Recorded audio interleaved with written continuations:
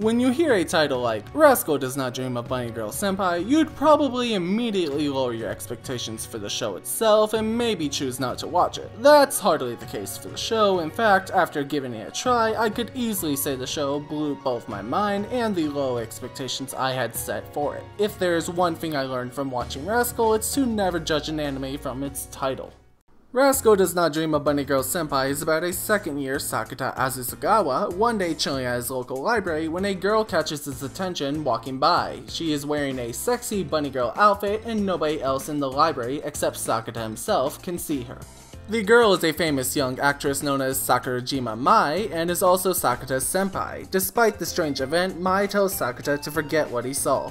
Unable to forget what happened at the library, the next day Sakata asked one of his friends about Sakurajima Mai. She is currently on a hiatus from modeling and acting so she can pursue her studies, and unlike at the library, Mai is visible to everyone at school. The school has its own atmosphere that comes with it, not the atmosphere from the sky, but the overall setting and mood developed by the people there, kinda like society's norms. If you don't fit in with everyone, you basically are an outsider to them. Not bandwagoning or staying relevant to trends of society outcasts you from everyone at school, which is why reputation and fitting in with others becomes a big deal. The atmosphere is something nobody would want to fight against. However, it plays out as a major role in many of the incidents spreading out from various individuals. Many of these strange incidents that occur are often supernatural and take form from sensitivity and instability during one's adolescence. Basically, some form of stress occurs upon the individual and strange things happen. These abnormal experiences are known as adolescent syndrome, also called puberty syndrome. Take Mai-san for example. She goes on hiatus for a couple of weeks and is away from the public eye, but then she is literally becoming invisible to the people around her as if her existence to the world is slowly disappearing day by day. Many other adolescent syndromes also exist besides disappearing like Mai-san. That is, let's take Sakata's little sister Kaede, who is traumatized by the online world because malicious comments or texts will harm her physically and mentally. One of the biggest aspects that keep viewers engaged and invested in the show are trying to find out the mysteries of the many adolescent syndromes, understand how they work, and solving them. This is actually quite neat because it adds a lot of replayability to the show itself. You can go back to previous episodes and find details you probably didn't understand or know watching the first time through. The show does an amazing job handling every case of adolescent syndrome while defying my expectations every time. The story is very well written and has some of the best dialogue and character interactions that I have seen in a very long time. Now that you know the main concept of Rascal Does Not Dream of Bunny Girl Senpai, I'd like to sell to you why this is a phenomenal show, starting off with the characters themselves. All of the characters in Rascal have their own distinct personalities and don't feel like walking cliches. That is to say, they are all well written and feel like real people. Sakata Azusagawa is one of our main leads who has a charmingly poor attitude, quite witty, and is very robust.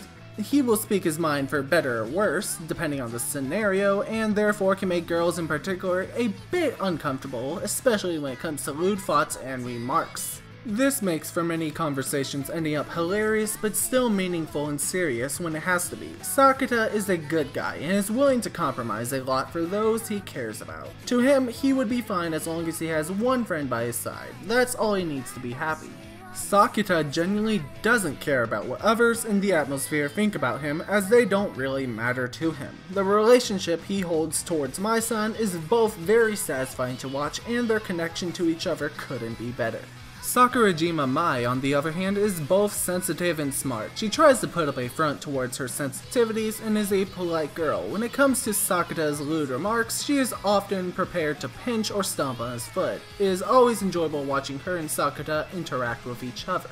And let's not forget the scientific Ryo Futaba, who plays a big role in explaining and theorizing the possibilities for many adolescent syndromes. Sakata often consults with her for every case of adolescent syndrome. While there are countless other characters, it would be a spoil to not let you discover them yourselves. The thing that I can really appreciate in Rascal is the maturity the characters express in handling the drama they face daily.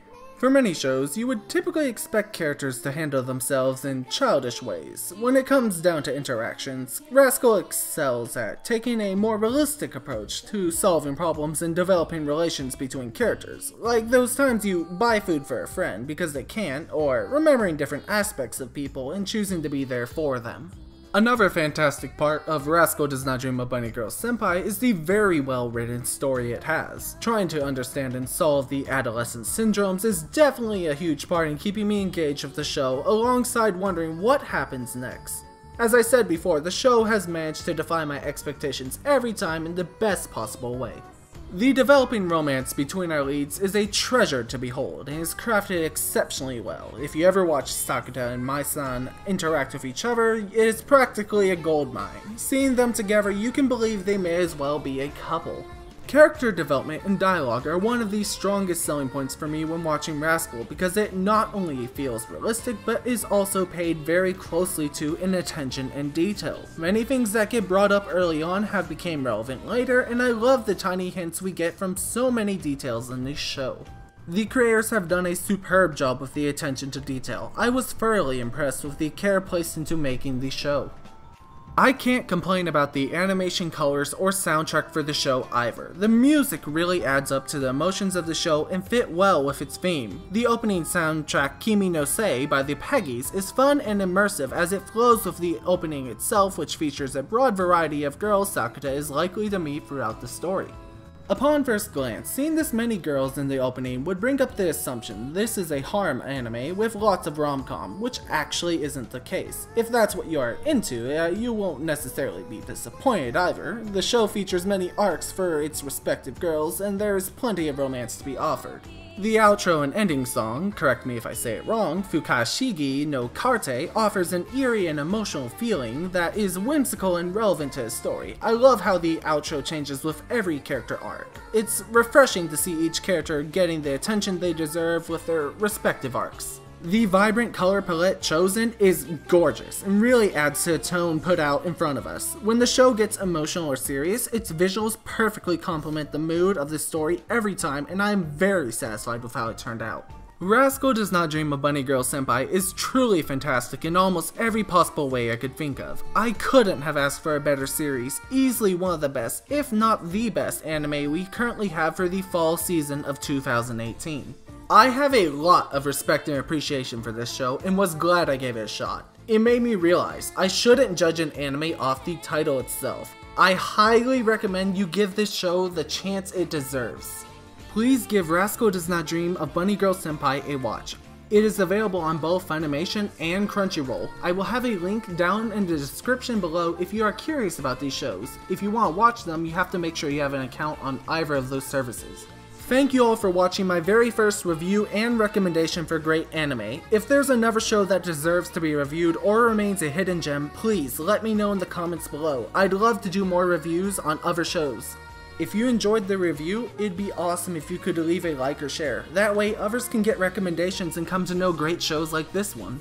Thank you all for stopping by. My name's Alex, and I hope you all have a great day and or evening.